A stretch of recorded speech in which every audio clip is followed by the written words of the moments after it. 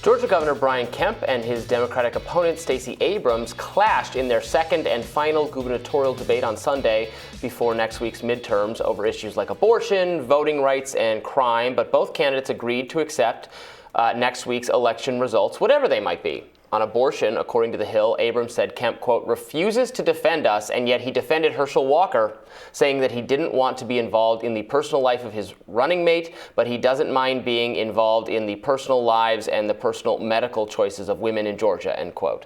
Republican candidate Herschel Walker has had accusations of paying for women's abortions in the past made against him while campaigning as fiercely anti-abortion rights. Yeah, I mean, we discussed this. As much as hypocrisy is extremely irritating and can launch a lot of retweets, I don't think it actually affects people who are voting blue or red on the condition of trying to get control or maintain control of the Senate. That's not right. It's not quite. It's not quite hypocrisy. It is, but he said he's changed his mind. I mean, he's also denied that a lot of these things took place, which Do you think that Herschel Walker has changed his mind, that he's had a come to Jesus moment?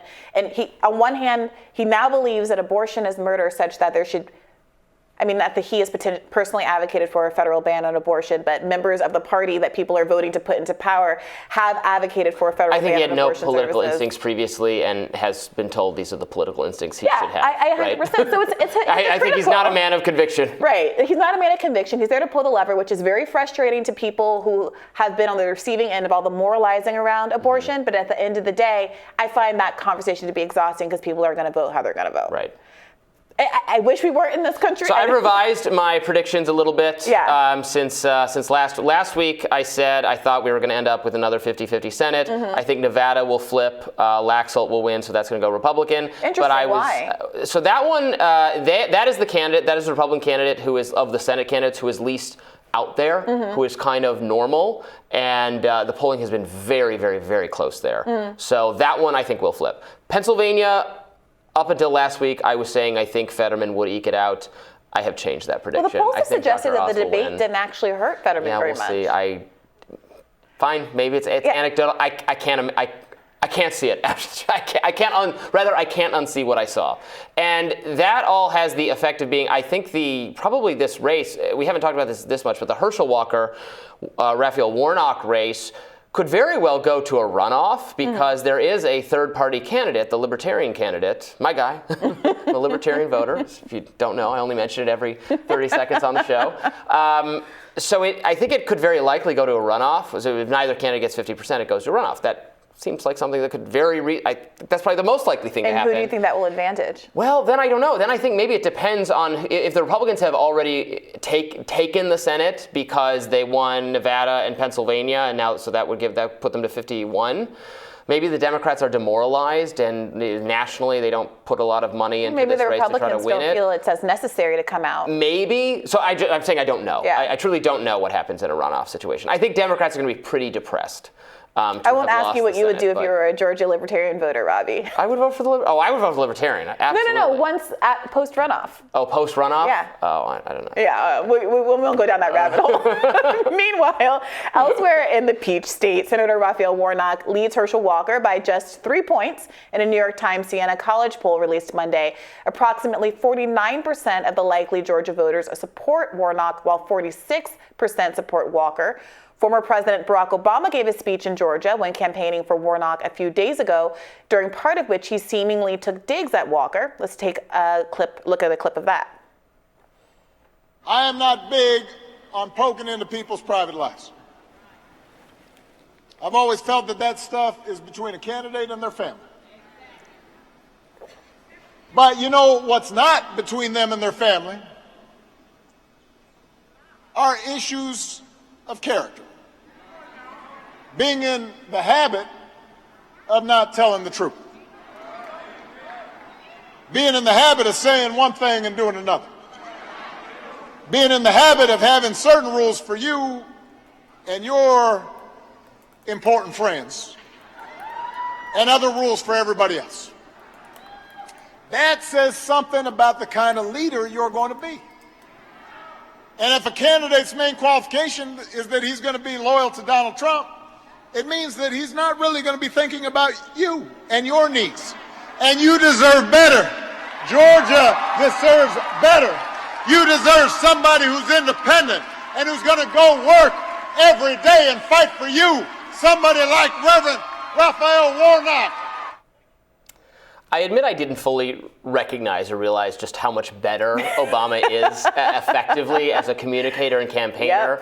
Yep. When he was a president, I didn't understand it. I guess I didn't have so many political memories from before that. Mm-hmm. He became president while I was in college. I watched the Kerry-Bush debates, et cetera. Mm-hmm. He's just really effective at what he does. Yeah. And because what he picks up on there isn't this just the bland hypocrisy point. Oh, he said he's against abortions, but he paid for abortions. He picks up on this idea that Herschel Walker's politics are being motivated by something that's not intrinsic. It's being motivated by basically the puppeteering of Donald Trump. And even if you like Donald Trump, what that means is that he's not being responsive to his constituents, that he's beholden to a political hierarchy. And the whole value of Trump, the whole value of Obama, the whole value of Bernie Sanders is that these characters style themselves as independent and separate and apart from their party and making decisions that were for the people they represented directly. I think that's a very smart take he has there. Why the Democrats haven't been using Barack Obama better, I have all the criticism in the world of him substantively, mind you, but as an orator, why they haven't been using him for messaging advice before this, I have no idea. Hey, well, it was nice of him to fit this in between his Pod Save America appearances. Planning his Netflix show, probably writing his next book, doing a podcast with Bruce Springsteen, jet skiing with Richard Branson and all of the like. Yeah. It's a lifestyle. It definitely is a lifestyle. Well, we'll have to see. Brian Kemp is obviously polling ahead of Stacey Abrams, is definitely the favorite to win this race. I absolutely expect him to do so. What does Stacey Abrams' future hold after this? Like, how long can she continue to be this kind of heroic figure for a voting rights issue when, I'm sorry, she cannot win. She does not win elections. And now we've had reporting. It was very solid reporting, not from it wasn't like a right-wing kind of digging dirt up on her thing, but from a very respectable journalist. I encourage everyone to watch it. The segment from last week was very interesting about how her voting rights organization spends its money, and in a way that was reminiscent of how the Black Lives Matter movement has spent its money, not actually on legitimate activism or to help people in need, but as kind of personal glorification or even in some ways financial kickbacks to top loyalists. I mean, we'll see what explanations end up coming out. But yeah, the story that we had the reporter who broke it on last week, and I'll be talking to her on Thursday's episode of my own podcast as well. $25 million raised, $9.4 million spent on litigating these election law cases that experts from the NAACP Legal Defense Fund and others who are familiar with these kind of cases say shouldn't have cost it should have cost less than $1 million, even under the worst circumstances, and the cases weren't actually effective. Most of it got thrown out at the summary judgment stage. She should chalk it up to Biden inflation. Yeah, that's what cases used to cost. But in this economy? Well, the worst part of it is that her longtime friend, campaign manager, is a partner at that firm and founding partner at that firm. And so the optics of it are very bad. So one thing you can say about Stacey Abrams is that she's very good at raising money, but we'll see how long that lasts if a scandal like this gets traction in the same way that the Black Lives Matter scandal did. She's just a back-to-back loser in this race. I don't know what her future holds. Yeah. Our parent company, Nexstar, will have live election coverage of the 2022 midterms. November 8th, News Nation will be broadcasting live starting at 6 p.m. Eastern Standard Time. They're partnering with Decision Desk HQ to call the big races, and they'll also have journalists from across the country, including from the Hill.